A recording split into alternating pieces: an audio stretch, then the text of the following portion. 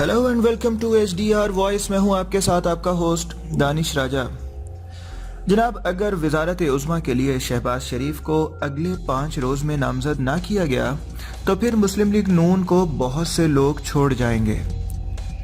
ये कहते हैं कि तफसीलात के मुताबिक एक निजी टीवी चैनल के प्रोग्राम में मारूफ सीनियर सहाफ़ी हामिद मीर ने गुफ्तगू करते हुए कहा कि अगर अगले 5 रोज में शहबाज शरीफ को वजारत उज़्मा का उम्मीदवार नामजद ना किया गया तो फिर बहुत कुछ हो जाएगा।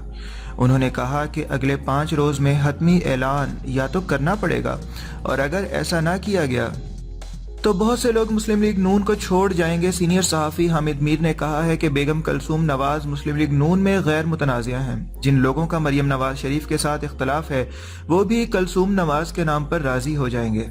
उन्होंने कहा कि ये कहना कि बेगम कलसूम नवाज को रबड़ स्टैंप के तौर पर इस्तेमाल किया जाएगा ये उनके साथ ज्यादती होगी, क्योंकि उनका बड़ा किरदार रहा है और लोग कलसूम नवाज की बड़ी इज्जत करते हैं। उनके नाम पर इत्तफाक हो सकता है। सीनियर सहाफ़ी हामिद मीर ने कहा कि नवाज शरीफ अगर मुस्लिम लीग नून के सदर नहीं रहते और बेगम कलसूम नवाज पार्टी सदर बनाई जाती हैं तो मेरा ख्याल नहीं कि शहबाज शरीफ इनके खिलाफ बगावत करेंगे और इस फैसले से शरीफ खानदान में इख्तलाफात में इजाफा होने की बजाय कमी होगी।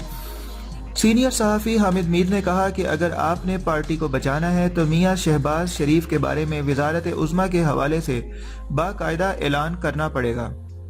अगर ऐसा ना किया गया तो अगले 5 रोज में बहुत कुछ हो जाएगा। एक निजी टीवी चैनल के प्रोग्राम में मारूफ सीनियर सहाफ़ी हामिद मीर ने गुफ्तगू करते हुए कहा कि अगर अगले 5 रोज में शहबाज शरीफ को वजारत उज़्मा का उम्मीदवार नामजद ना किया गया तो फिर बहुत कुछ हो जाएगा। उन्होंने कहा कि अगले 5 रोज में हतमी ऐलान या तो करना पड़ेगा और अगर ऐसा ना किया गया तो बहुत से लोग मुस्लिम लीग नून को छोड़ जाएंगे।